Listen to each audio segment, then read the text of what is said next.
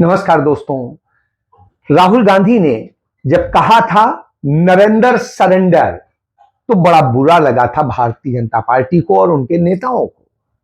नरेंद्र मोदी को बुरा लगा था, उनके गैंग को बुरा लगा था। लेकिन आज नरेंद्र मोदी और उनकी पूरी सरकार बार बार यह साबित कर रही है कि नरेंद्र ही सरेंडर है। जी हां, नरेंद्र मोदी हर जगह सरेंडर है। चाहे युवाओं के जीवन का सवाल हो, उनके रोजगार का सवाल हो, या भारत की महिलाओं का विषय हो, या दलितों, पिछड़ों, आदिवासियों, अल्पसंख्यकों के मसले हो, या इस देश की अर्थव्यवस्था को लेकर, या फिर जिस तरह की कुंठा है उसको लेकर। जी, आज यह सब कुछ सामने है और इसकी शुरुआत में करता हूं कि जिस तरह से तालिबान, नरेंद्र मोदी ही 2009 का उनका एक ट्वीट है, तालिबान को लेकर न जाने क्या क्या कहते थे।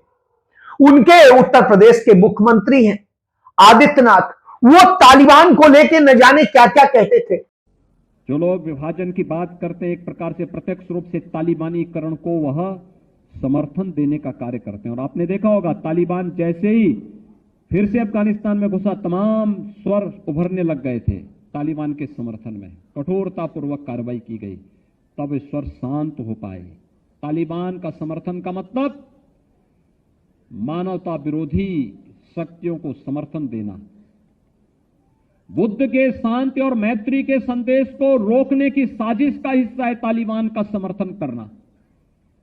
महिलाओं और बच्चों के विरोधी तालिबान के कृत्यों का समर्थन करने का मतलब महिलाओं और आधी आबादी का अपमान करना, बच्चों का अपमान करना।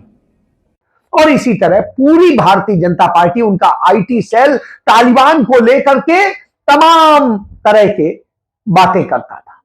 बिल्कुल सही करता था, गलत करता था, मैं उस पर नहीं जाऊंगा। मैं इस पर जाऊंगा कि भारत के इतिहास में पहली बार तालिबान से राजनयिक संबंध बना करके उसे भारत लाने का काम नरेंद्र मोदी ने किया। वहां के विदेश मंत्री आमिर आते हैं भारत, तो उनके साथ में उनका ऐसे स्वागत होता है, उनके आगे ऐसे बिछ जाते हैं हमारे विदेश मंत्री, हमारी सरकार नहीं, नरेंद्र मोदी के विदेश मंत्री, नरेंद्र मोदी की सरकार, भाजपा की सरकार, कि लगता है कि अब्बू आ गए हैं और अब्बू के लिए सारी व्यवस्था करनी है, तो साहब वही व्यवस्था होती है। लेकिन वो आकर के भारत में आके भारत की महिलाओं का अपमान करते हैं, और यह अपमान किसी और का नहीं, गोदी मीडिया की ही वो महिला पत्रकारों के होते हैं, जो महिला पत्रकार दिन रात नरेंद्र मोदी के माला जपती है। जी हां, जब भारत और तालिबान के विदेश मंत्रालय की बैठक होती है, ज्वाइंट बैठक होती है, उसके बाद में एक प्रेस कॉन्फ्रेंस आयोजित होती है। उस प्रेस कॉन्फ्रेंस में एक भी महिला पत्रकार को वहां आने की अनुमति नहीं दी जाती है। वहां पर सिर्फ पुरुष को ही दी जाती है, पत्रकारों को। यही वो अपने यहां अफगानिस्तान में कर रहे हैं। जो अफगानिस्तान में कर रहे हैं कि किस तरह से बच्ची जो होगी वो 6ठी 7वीं के बाद, मैक्सिमम 8वीं के बाद वो किसी स्कूल में नहीं पढ़ सकेगी, किसी कॉलेज में नहीं पढ़ सकेगी, उसको पढ़ाई छोड़नी पड़ेगी। और इस तरह की जो उन्होंने व्यवस्था की है, कमोवेश उसी सिस्टम के मुताबिक यहां पर भी चलाना चाहते, तो उन्होंने यह करके भेदभाव किया। जब कांग्रेस पार्टी की नेत्री, महासचिव, राष्ट्रीय महासचिव और गांधी परिवार की प्रियंका गांधी ने इसको लेके कड़ा सवाल उठाया और प्रधानमंत्री से लेके सबको लपेटे में लिया और कहा इस पर जवाब दीजिए। राहुल गांधी ने उन्हीं के ट्वीट पर रिट्वीट करते हुए प्रधानमंत्री से सवाल किया कि भारत के अंदर महिलाओं को संविधान बराबरी का हक देता है, पूरी भागीदारी देता है, तो भारत के अंदर यदि तालिबानी यह कर रहे थे तो आपने इसका विरोध क्यों नहीं किया, और फिर ऐसी प्रेस कॉन्फ्रेंस होने क्यों दी, उसे रोका क्यों नहीं। लेकिन साहब कोई जवाब नहीं। भारत सरकार के इसमें हम क्या कर सकते हैं? हमारे देश के अंदर यह अपराध हो रहा है और आप क्या कर सकते हैं? हां, आप क्या कर सकते हैं? आप तो रेड कारपेट स्वागत करेंगे और फिर उन्हें सहारनपुर के देवबंद घूमने भेजेंगे, मर्सिडीज गाड़ी देंगे और तमाम सुविधाएं देंगे। वहां पर उत्तर प्रदेश सरकार बिल्कुल बिछ जाएगी स्वागत के लिए, वही योगी की सरकार। तो अब आप समझिए, जब यह दशा हो तो सरेंडर कौन है यह पता चल जाता है।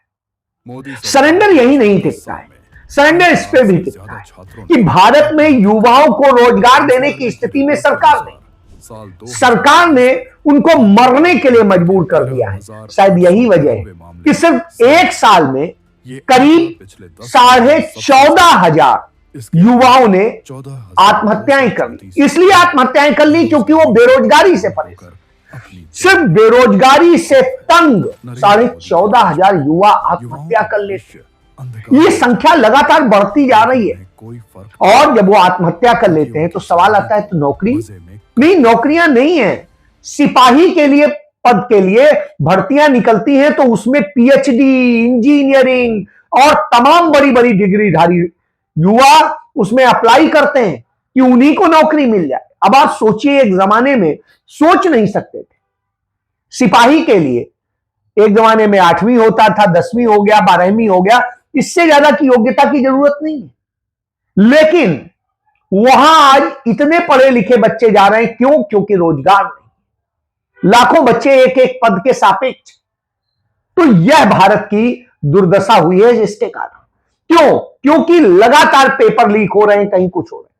नरेंद्र मोदी की सरकार के दौरान, डबल इंजन की सरकार के दौरान, बीजेपी की सरकार के दौरान इस देश में 65 से अधिक परीक्षाओं के पेपर लीक हो गए और जिनके कारण युवा बेरोजगार और तमाम समस्याएं, सालों साल भर्तियां नहीं हो रही, बार बार पेपर लीक होते हैं, परीक्षाएं टल जाती हैं, सब कुछ होता है। अभी उत्तराखंड में यही हुआ, वहां पर स्टेट सब ऑर्डिनेट सर्विसेज की परीक्षाएं हो रही थी और वो परीक्षाएं जो होनी थी एक दिन पहले निरस्त कर दी गई। क्यों?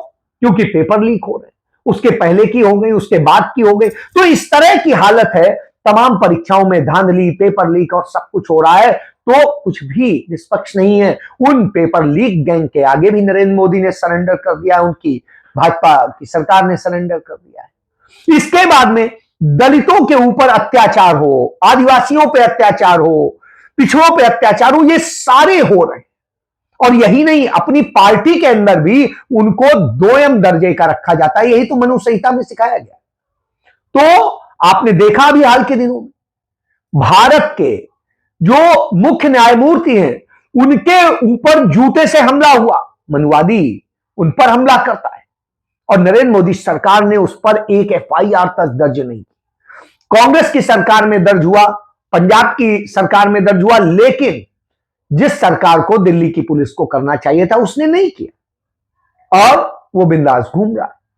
तो इस तरह की स्थिति है, जब चीफ जस्टिस ऑफ इंडिया सुरक्षित नहीं तो और कौन होगा।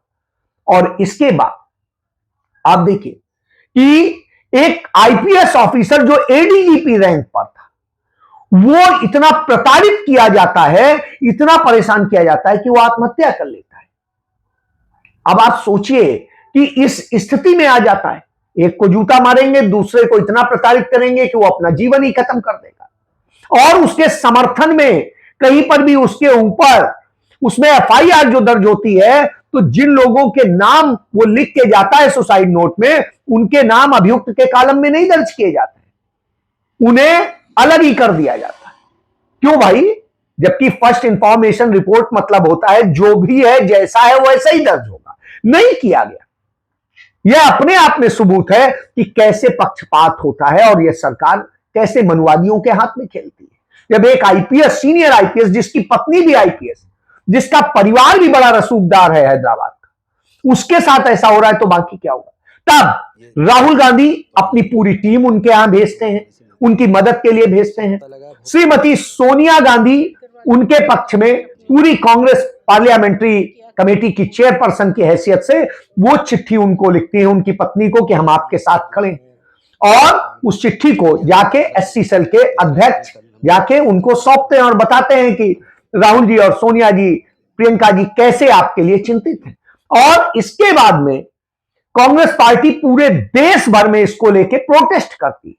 कांग्रेस पार्टी ने जो काम काशीराम चाहते थे नहीं कर सके कि पंजाब में दलित सीएम बनाए, नहीं बना सके। वो काम राहुल गांधी ने और गांधी परिवार ने किया, और चरणजीत सिंह चन्नी जो उन्हीं के परिवार से आते थे उन्हें मुख्यमंत्री बनाया। वो दलित मुख्यमंत्री जो रह चुके हैं वो चरणजीत सिंह चन्नी उनके परिवार के पास जाते हैं और उन्हें ढांढस बनाते हैं और सब करते हैं। पूरे देश भर में कांग्रेस इन सारी घटनाओं को लेकर प्रोटेस्ट करती है। उधर रायबरेली में भी इसी तरह, गरीब है तो मार डालो, तो वहां पर हरिओम वाल्मीकि को पीट पीट के मार डाला जाता है। अब चूंकि राहुल गांधी विदेश है, वहां से आ रहे हैं और आने के बाद इन सब जगह उनका जाने का प्लान है, तो इसलिए हरिओम वाल्मीकि के परिवार को वहां से शिफ्ट करके फतेहपुर ले जाया जाता है, गोपनीय जगह रखा जाता है। बहरहाल कांग्रेस पार्टी के वहां के नेता अध्यक्ष तिवारी जी जाते हैं पूरे अपने उसके साथ और इस पर प्रोटेस्ट करते हैं कि उसको सुरक्षित और अच्छे ढंग से रखने के लिए ये कीजिए और उसके साथ अन्याय ना हो। तो दलितों के लिए लड़ने खड़ी हो जाती है कांग्रेस। लेकिन जो दलितों की राजनीति करते हैं वो रामदास अठावले कहां है? क्या वो लड़ने निकले? कहीं पर वो दिखाई दिए? किसी के आंसू पोंछते दिखाई दिए? नहीं दिखाई दिए। वो चिराग पासवान जो दलितों की बार बार बात करता है और सब कुछ करता है, वो दिखाई दिया? नहीं दिखाई दिया।